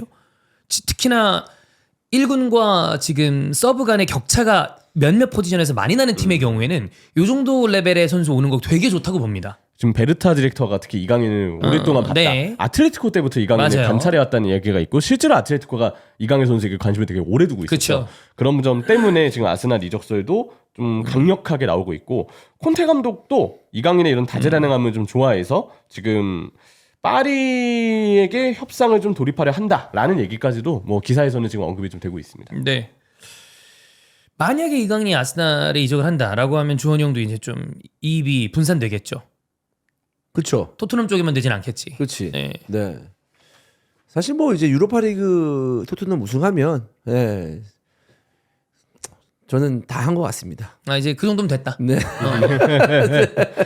다 됐다. 네, 이제 맘 토트넘과는 다 됐다. 이제 마음 편히 볼 것 같습니다. 10년의 네. 여정이었거든. 네, 네. 그럼 됐고 네. 다음 이제 찾는 거죠. 그렇죠. 하이에나처럼. 네. 그렇습니다. 어디 네. 먹다 뜯은 남은 고기 없나. 네. 네. 그 다음이 이제 이강인의 뭐 아스날이 될 수도 있는 거고. 네. 저는 이제 심정적으로 손흥민 선수를 분가시키겠습니다. 뭐 딸이에요. 유로파리그를 우승하면 분가시키고 네. 저도 제 인생 살겠습니다. 새벽치랑 분가하겠습니다. 뭐를 해? 네. 자, 그럼 이적설 삐라로 가겠습니다. 아스날 링크가 많아요. 일단 그거부터 말씀을 드릴게요. 수비맨디 얘기를 많이 하십니다. 네. 히어리고가 떴다. 영상 안 찍냐? 자, 여러분 수비맨디는 히어리고로 영상을 찍을 수 없는 선수입니다. 히어리고가 나온 다음에 리턴을 했던 선수입니다. 유니폼을 제가 볼 때 데뷔전 전까지 몰라요. 네, 온스테인도 거꾸로 뒤집었던 아이시기 때문에 뭐 저는 개인적으로 올 거라고 보긴 해요. 올 거라고 보긴 하는데 와 진짜 얘는 마지막에 딱 턴했던 순간들이 있기 때문에 이건 형철이가 알잖아요. 아 그럼요. 네. 사실 그래서 야 이게 히어리고가 떴을 때 뭐지? 라는 생각과 함께 아직 더 진짜가 남았다라는 생각도 좀 들고 근데 제가 느끼기에는 이게 절차나 분위기라는 게 있잖아요. 리버풀은 되게 질질 끌리다가 유력해지나 했는데 그게 마지막에 네. 틀어진 거예요. 아스날하고의 협상은 근데 그런 질질 끌린 느낌이 없더라고요. 그냥 아르테타가 바스크이니어 단결하라 그 느낌으로 네. 간 것 같아요. 제가 볼 때 바스크 메타로. 이건 갈 겁니다. 네, 저도 그렇게 보긴 이 해요. 느낌이 이거는 가는 느낌이. 리버풀 때하고 많이 과정이 달라요. 그래서 조르지뉴 자리에 들어간다고 생각하시면 될 것 같고 파티가 최근에 폼이 그냥 그래요. 그래서 재계약을 한다 하더라도 수비맨디가 선발로 나오지 않겠나.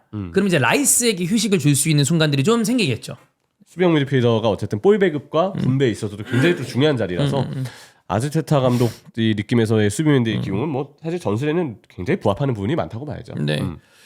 자, 그 다음에 왼쪽 윙어 하파엘 레앙이랑 또 링크가 났습니다. 역시 이것도 베르타 단장의 픽인 것 같은데 주원 형은 레앙도 받고 니코도 받고 호드리그도 받으니까 누구를 추천하나요 아스날에? 니코요. 왜요? 니코가 낫지 않아요? 호드리그가 낫죠. 아 호드리고. 네, 좌드리고. 아 호드리고 왼쪽에서도 괜찮은데. 그럼 레알산이야. 왼쪽부터 선호하고 잘하기도 하고요. 비니랑 음바페 난 때문에 뛰지 못해서 레알 그렇지. 빼고 둘 다 괜찮은 것 같아. 누구? 아, 레앙 레앙 빼고. 빼고. 레앙은 왜?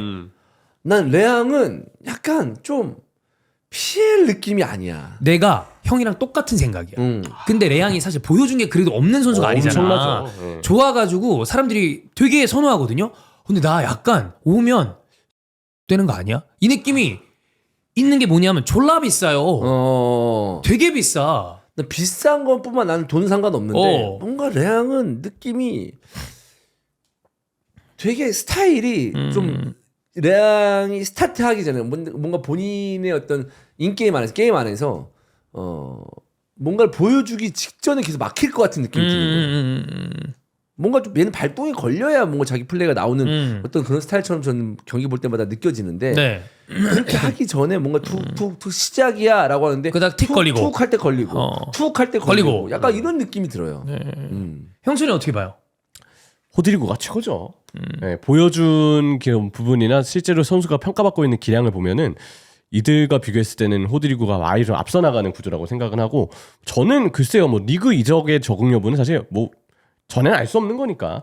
근데 레앙도 저는 괜찮은 선수인 것 같아요. 저는 오히려 니코 윌리엄스가 약간 우려되는 게 조금 직선적인 옵션의 한계가 발생할 수 있다. 호드리구나 레앙이 니코 윌리엄스보다는 좀 더 플레이 패턴을 다양하게 가져갈 것 같다라고 생각이 들어서 가능하다면 호드리구가 최고고 그 위에도 레앙이 조금 니코보다는 낫지 않을까라는 게 그냥 개인적인 생각이에요. 레앙아, 앙리니? 아니요. 네, 그 밈이 있죠. 네. 네, 레앙아. 네. 저도 여기서는 호드리그가 뭐 근데 가능성을 모르겠어.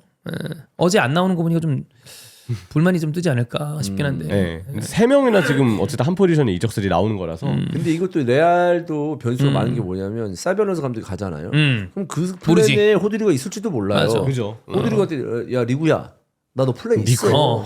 리구야 가지 마라. 이제 레알이야 이 새끼야 장난치냐 지금 뭐 이러면서 그럴 수도 있어요. 그러면 또 잔류할 수도 있죠. 근데 은바페랑 비니랑 있고 그러니까 그냥 거기서 좀 잘 좀 해줬으면 좋겠는데 또 알론소가 잡는다면 잡히겠죠. 네.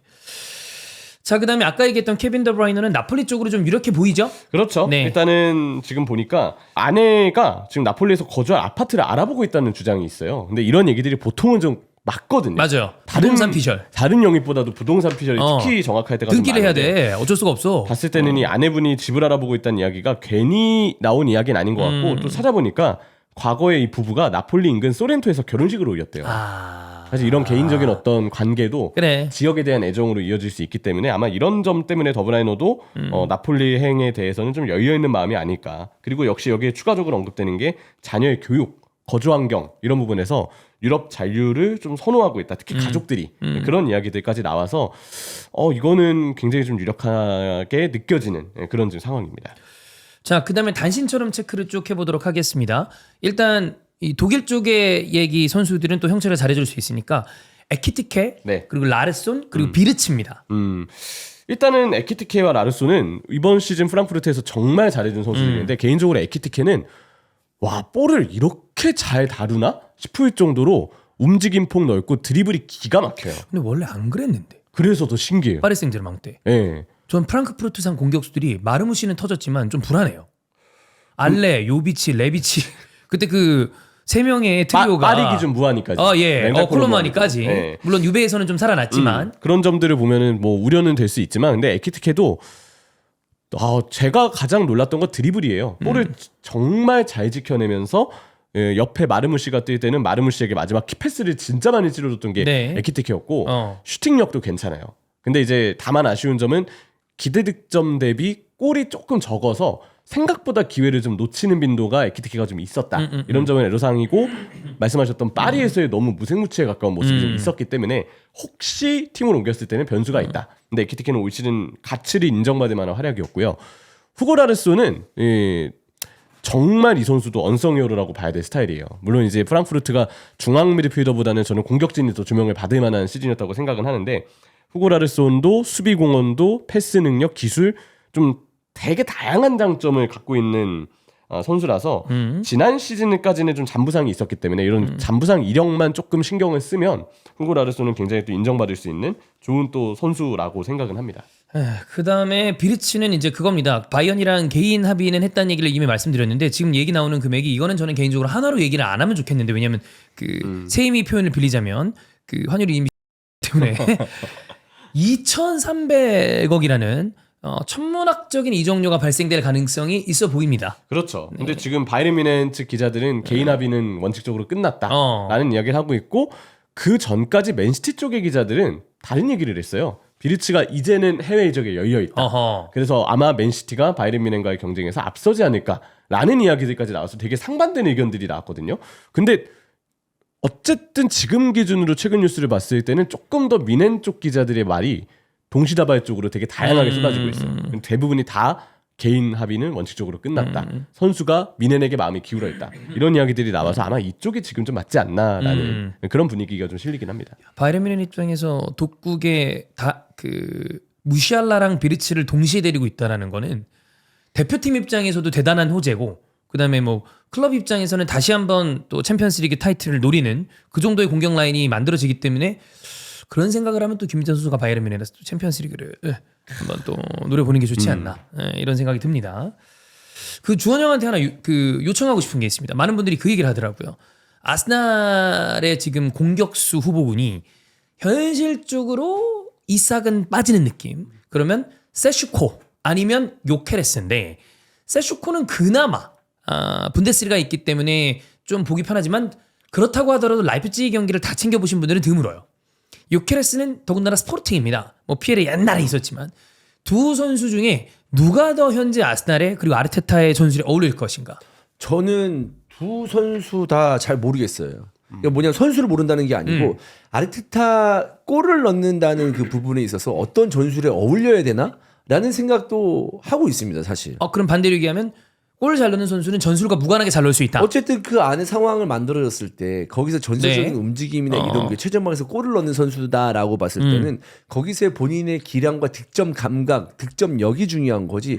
거기서 전술적으로 어떻게 움직이냐, 저렇게 움직이냐라고 봤을 때 영향을 좀 덜 받지 않을까? 물론 뭔가 좀 제로톱 같은 걸 쓰면서 유기적으로 많이 벌려주고 뭐 카야브레치 쓰듯이 움직여주고 하면은 모르겠으나 저는 지금 아스날에게 필요한 거는 무언가 이 비길 경기를 이기게 만들어주고 질 경기를 무승부로 만들어주는 득점력, 이런 것들이 좀 필요하다고 생각하거든요. 저는 사실. 형 얘기가 맞다고 생각함에도 불구하고 두 선수를 비교해달라는 이야기가 나오는 이유는 하나라고 봅니다. 둘 다 결정력에 하자가 있다. 그러면은 이제 데리고 오면 안 되지 사실. 그러면은 이제 제가 그래서 여기에는 아르테타의 옹호 아닌 옹호를 하자면 그런 부분 때문에 계속 이삭 했던 것 같아요. 그렇지. 물론 이삭도 또 최근에는 약간 필드골이 부족한 감이 있긴 합니다만 리그에서 봤잖아 얼마나 골을 잘 넣는지를. 사실 어떤 득점하는 모습을 네. 봤을 때도 굉장히 어려운 상황인데도 불구하고 골문 쪽으로 유효슈팅을 만들어내면서 그걸 득점으로 만들어내는 능력을 우리가 확인할 수 있었는데, 사실 뭐 득점 못하는 선수 누구 말할까? 누네즈? 그다음에 뭐 호일룬? 네. 우리 그 선수 얘기할 때 저 새끼는 전술적인 이해도가 부족해라고 얘기합니까? 결정력이 부족하다. 그냥 저 새끼는 저것도 못 넣어? 이렇게 얘기하잖아요, 사실. 근데 세슈코 약간 그런 부분 있죠. 있죠. 좀 날려먹어요. 날려요. 근데 세슈코도 결정력이 장점은 아니고 또 하나는 경합을 잘 못 버텨요. 물론 체격은 크고 되게 좋아 체격은. 공중볼도 나쁘지 않게 따거든요. 근데 쉬운 기회 놓치는 거, 경합을 못 이겨서 항상 드러나는 약점, 원톱에 나오면 경기에서 이제 지워집니다. 그래서 라이프치히가 괜히 투톱을 쓰는 게 아니에요. 세슈코 원톱 써가지고 낭패 본 적이 꽤 있거든요. 제가 볼 때는 전술을 꽤 타는 스타일이라서 저는 요케레스보다 세슈코를 아무래도 지금까지 많이 봤잖아요. 많이 봤으니까. 우려가 돼요. 팀 옮겼을 때 개인적으로. 그러니까 뭐 패스의 길 아니면 볼이 없을 때의 움직임 다 중요하긴 한데요. 사실 골을 넣는다는 것만 봤을 때는 최전방 스트라이커가 그렇게 많이 움직이는 것도 좋지 않습니다. 물론 딱 기다렸다가 한 방 딱 뒷공간 열렸을 때 만약 자기 본인 어느 정도 속도가 있다고 빡 가가지고 득점할 수도 있고 하는 건데, 저는 최정만 스트라이커가 뭐 볼 받아주고 존나 밑에까지 내려와주고 당연히 포스트 플레이는 해야 되겠지만 측면으로 막 공간 만들어주고 팀이 원하면 해야 되겠지만, 그러나 너는 골만 넣으면 돼 라는 게 필요한 팀이라면 그렇게 많은 움직임이 필요할까라는 생각이 들어요. 그러니까 단순하게 왔을 때 피지컬로 버텨주고 연결해주고 자기 자리 골 자리 들어간 다음에 크로스 올렸을 때 한 방, 아니면 그 박스 근처에서 스루 패스 왔을 때 그거 잡고 한 방, 아니면 뭐 혼전 상황에서 기가 막히게 골 냄새를 맡아서 우당탕탕 했을 때 한 방, 약간 이런 거로 생각을 해야 되지 않을까. 굉장히 특수한 포지션이라고 저는 생각을 합니다. 근데 최근에는 그 특수한 포지션인데 다재다능한 걸 많이 바라는 게 많아졌지. 해야 됐지만 또 요즘의 트렌드는 또 파워풀한 한 방에 있는 스트라이커도 중요하다라고 이제 생각하는 추세이기도 하고. 저는 상상이 갑니다. 아스날 스트라이커는 요케레스예요. 느낌이 오시네. 네. 그리고 요케레스가 빅찬스 미스를 하고 지루처럼 했던 거. 그 그림이 선합니다. 지루면 지금 생각하면 존나 좋은 선녀죠. 공격수. 전 지루는 좋은 공격수라고 네. 생각해요. 근데 이지 찬스 놓치는 거 생각하면 그리고 난 다음에 제가 아유 이 새끼 저씨 뭔가 약간 이거 요즘 저 챗GPT한테 주문하면 이미지 바로 나올 것 같은데 탄식과 종영의 요까지. 요케레스의 최근의 모습 봤을 때는 뭐 날려먹는다고 얘기하기 좀 그렇지 않나? 너무 많이 골을 넣고 있어가지고. 포르투갈 리그잖아. 누네즈도 포르투갈 리그에서 잘했어. 누네즈도 포르투갈 리그에서 이렇게 많이 넣지는 않았어 그래도. 그렇긴 한데 골은 요케레스가 훨씬 더 많이 넣었어요. 그건 맞아요. 근데 난 얘 보니까 얘도 해외 칼럼도 비슷하더라고요. 단점도 되게 명확해. 그리고 얘가 공간이 없을 때 플레이에 대해서 좀 어려워하는 감이 있는 것 같더라고요. 근데 아스날 상대하는 팀들은 다 내려앉아요. 그건 사실 세슈코도 동일하거든요. 공간 없으면 이 선수도 어려워요. 근데 지금 아스날이 답답한 게 그냥 야 공격으로 뜨자. 그러면 그냥 저냥 괜찮아. 근데 지공을 못 뚫는 것 때문에 답답해 뒤지겠는 건데. 좀 모르겠어요. 그래서 근데 그렇다고 안 사? 사긴 사야 돼. 그래서 제가 얘기하는 겁니다. 좌드리그를 사온다면 공격수를 사오지 않아도 한 시즌은 그냥 참겠다. 만족스럽다는 게 아니라 그래 호드리그 샀으니까. 근데 그게 아니면 모르겠어요. 좀 골 잘 넣는 공격수 요즘 잘 없어. 윙들이 오히려 골 많이 넣었죠 요즘에. 잘 없어요. 그래서 아스날 이적 시장을 뭐 활발하게는 보내고 있습니다. 야, 이제 누가 와도 걱정되는 건 매한가지야. 진짜 이거 터져야 터지는가 보다 이런 거지. 새로운 팀 와가지고 침묵하는 경우도 많이 있기 때문에. 지금 나오는 이적료 정도면 15골은 넣어야 되거든요. 쉽지 않다고 봅니다. 프리미어리그에서. 근데 이런 점 때문에 그래서 더 호드리구가 더 낫다라고 판단되는 것 같아요. 그래. 니코 윌리엄스보다도. 니코 윌리엄스는 생산력이 떨어져. 그 득점, 스탯 이런 부분이 훨씬 호드리구가 좋기 때문에 주득점원이 필요해요. 그렇지. 제가 볼 때 공격수 영입이 좀 뭔가 확실한 매물을 담보하기 어려우면 윙이라도 잘 들어와요. 그럼 좌드리그 우사카로 가야 돼. 그렇게 가요. 그래야 좀 상쇄가 된다. 이렇게 봅니다. 네. 자, 그다음에 프림퐁 리버풀이 있어요. 오른쪽 풀백은 리버풀도 이제 보강을 해야 됩니다. 네. 그래서 지금 프림퐁이 아무래도 알론소 감독은 떠나는 게 확정이 됐고 프림퐁도 지금 당장 매물들 오른쪽 풀백으로 이제 언급이 되고 있는 선수들 중에서는 제가 볼 때 이만한 매물이 없어요. 무조건 이번 데리고 와야지. 그래서 리버풀 입장에서는. 네, 누구든 일단 데려와야 되는 상황인데 프림퐁이 지금 매물 중에서는 최상이다 이렇게 좀 봐야 되지 않을까 싶고 근데 이제 이 프림퐁이 주로 백스리 시스템에서 장점을 보여준 선수고 사실 얘 윙어야 거의. 활동 반경이 윙이에요. 네. 살라랑 어떻게 공존을 시킬지 저도 그냥 제 개인적으로 질문도 많이 받고 하는데 사실 지금 상상이 잘 안 돼요. 이전에 기존 리버풀 풀백과는 스타일 자체가 많이 다르거든요. 그냥 윙으로 봐야 돼 사실 동선이라서 과연 이 선수를 살라하고 공존을 어떻게 시킬지 그리고 뭐 살라하고 공존을 어떻게 하면 되긴 돼요. 살라를 좀 안쪽으로 좀 배치를 시켜서 프림퐁이 넓게 터치라인에 따라 벌리는 형태면 그거 자체는 오케이인데 수비를 어떻게 할지 수비를 결국 잘해야 되는 게 풀백인데 프림퐁의 위치나 성향이 정말 대단할 정도로 공격에 치우쳐져 있거든요. 그게 사실 저는 아직 플랜이 이 하나의 영입만 가지고서는 예상이 잘 안 되더라고요. 네. 참 만약에 이게 성사가 된다 그러면 프림퐁은 알론소와 헤어져서 리버풀로 오고 아놀드는 리버풀과 헤어져서 알론소와 레알에서 만나는 그렇죠. 특이한 그림이 생깁니다. 이적료는 쌉니다. 네. 바이아웃이 3,500만 유로라서. 이러면 뭐 PL 팀들에게는 사실 염가죠. 그래서 본인이 이적을 희망한다면 가능성은 꽤 있는 네. 그런 딜이지 않을까 싶습니다. 자, 그리고 마지막은 요겁니다. 이거는 언제든 얘기 나올 거라고 본 건데 프리미어리그 쪽에서 라커룸이랑 인터뷰 요 경기 중에 좀 촬영하는 거 이런 거를 좀 권한을 달라. 그 얘기를 하고 있는데 전통의 강호들은 싫다. 왜냐하면 본인들의 독점 컨텐츠를 만들어야 되기 때문에. 근데 리그 차원에서 다른 팀들의 동의를 14개 이상 받으면 이게 또 넘어갈 수도 있을 것 같아요. 근데 요즘처럼 이런 그 부가 컨텐츠들의 이 시대라면 당연히 바라겠죠. 사실 다큐가 잘 나와가지고 재미를 본 스포츠들이 많잖아요. F1도 그렇고. 뭐. F1으로 입문하는 분들 많은데 네. F1을 다큐로 입문한 분들이 그 얘기를 많이 하더라. 왜 이렇게 지루해요? 되게 다르다. 왜냐면 다르죠. 뺑뺑이 계속 보고 있는 거 아니야. 다큐가 되게 익사이팅한 어떤 스토리와 그 딱 익사이팅한 장면을 그치. 정말 잘 요약을 했어요. 제가 볼 때 스포츠 다큐 중에 그게 제일 잘 만든 다큐 중에 하나라고 보거든요. F1은 스토리를 좀 많이 알아야 되고 맞아. 사실 이제 거기서 이제 포인트를 따내는 것도 굉장히 중요하거든요. 뭐 당연히 이제 포디움에 올라가는 것도 중요하긴 한데 그리고 그 배틀이 일어나려면 그 사전 작업이 많이 돼야 돼요. 그래. 그 F1들은. 그래서 사실 뭐 7위에서 6위 가는 것도 별거 아닌 것 같아도 그 선수에게는 굉장히 중요한 문제가 될 수도 있고 11위에서 12위 포인트권에 가는 것도 중요한 문제인데 거기서 과연 이 몇십 랩 안에 조금씩 좁혀가지고 이걸 초월할 수 있느냐 없느냐 그런 재미로 보는 거지 계속 왔다 갔다 해가지고 막 그런 경우는 별로 없거든요, 사실. 렉섬도 생각해 보면 만약에 다큐가 없었으면 사실 그 하브리그 팀을 글로벌하게 누가 누가 관심이 좋아해. 있죠. 근데 전혀. 그렇게 스토리를 부여하니까 와 재밌다고 보는 거지. 그래서 이런 컨텐츠의 중요성은 이제 더 말할 게 없습니다. 그래서 이제 라커에서 감독들의 어떤 지시 내용도 지시 내용이지만 사실 이 선수들이 이제 전반전 들어가기 전에 아니면 하프타임 때 다 옷을 다 홀딱 벗고 그치? 갈아입고 막 예. 그렇게 하거든. 이제 탈의실이 따로 있어야 되겠다. 그치. 라는 생각이 드네요. 근데 그런 거를 또 어떤 감독들은 아 루틴 깨지게 뭐 하는 거야 라고 생각하는 사람들은 좀 싫겠죠.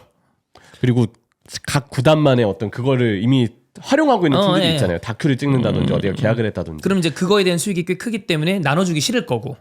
근데 뭐 사실 전 세계적으로 여러 가지 어떤 엔터적인 측면을 많이 강조를 하고 그래야지만 사람들이 보니까 그죠. 지금은 여기저기에서 서로 어떤 그 모든 스포츠, e스포츠 포함해서 사람 눈 끌어오기 그럼. 뭐랄까 대회를 하고 네. 있는 것 같아. 그냥 생 경기로는 쇼부가 안 나. 안 돼, 안 돼. 뭔가 있어야 돼 그걸 스토리가. 중점적으로 가야 돼. 예. 야구도 얼마나 빨라졌어. 난 솔직히 야구 좀 오랜만에 보니까 되게 빨라졌더라고. 진짜 뭔가- 빨라졌어요. 2시간 정도 하고 끝나요. 뭐가 장치들이 있더라고. 그래. 빨리빨리 끝내는 장치들을 많이 해놨더라고. 나는 ABS도 너무 잘 넣었다고 ABS, 보고. 피치클락 뭐저 다양한 것도 있죠. 개인적으로 다른 콘텐츠에서도 얘기했지만 우리가 하는 저는 KBO는 우리나라에서 일어나는 스포츠가 어떤 방향으로 가야 되는지를 선지적으로 항상 가고 있다. 가장 그 방향으로 가야 될 걸 빨리 하고 있는 것 같아요. 잘 참고를 해야죠. 근데 저는 이거 하루아 뭐야? 근데 우승할 것 같아. 지금 기세가 지금 12연승인가 그래. 13연승 아니야? 12야? 12일걸? 연승을 계속하고 있어요. 13연승인가? 90년대 초반 이후로 처음 그러니까. 그 정도 연승이 네. 나는데 예. 대단한 일이죠. 좆됐네 아스날. 그나마 내가 농으로 얘기한 게 하나 롯데였는데. 네. 롯데도 잘하고 있습니다. 네. 예, 그러니까 지금 아니 KBO 입장에서 봐봐. 한화 롯데가 잘한다? 거기 뭐 기아 언제나 있고 LG도 나쁘지 않고 네. 이러면 인기 팀들이 다 위에가 있는 거 아니에요? LG는 잘하고 있어요. 기아는 나빠요. 기아 좀 나쁜가 봐요. 많이 나쁩니다. LG랑 기아랑 헷갈렸네요. 네네네. LG는 잘하고 있고 네네네. 그런 상황인데 어쨌든 그런 인기까지 좀 있고 KBO는 저는 이거 시대적인 흐름상 더 이상 거역할 수 없을 거라고 저도 열릴 거라 봐요. 라커룸 촬영은 네. 이거는 시간 문제다. 예, 시대가 이렇게 변해가고 있기 때문에 아마 머지않아 프리미어리그는 이걸 따라갈 거라. 형이랑 저랑 사기당했던 그 중계 중에 A리그 한 거 있어요. 호주. 거기 합타임에 그냥 카메라랑 마이크 들이밀어. 그 농구처럼. 아마 우리도 그렇게 할 것 같습니다. 네. 예. 우리란데 저기 프리미어리그. 예. 근데 지금 사실 일반적인 해설로 경기를 볼 때 입중계가 왜 관심을 끄냐면 덜 지루해서요, 그치? 사실. 다른 얘기도 하고 다른 비지 얘기도 않은데 하고, 그냥 중계를 아마 물론 우리 채널을 보시는 축구 하드한 팬분들이야 당연히 집중해서 보시겠지만 대부분 사람들이 이렇게 봐요. 이거 하다가 그러면 맞아. 하다가 이거야. 90분 내내 에너지틱한 경기들이 있긴 해요. 간혹 있죠. 근데 그게 이제 그 팀의 동기부여, 그러니까 마음이 쓰지 않으면 쫄깃한 마음을 못 본단 말이야. 그래서 삼자팬 입장에서는 그냥 보는 거거든. 근데 거기서 사실 90분 경기를 하면 최소 20분은 죽어요 그냥. 안 해도 되는 패스.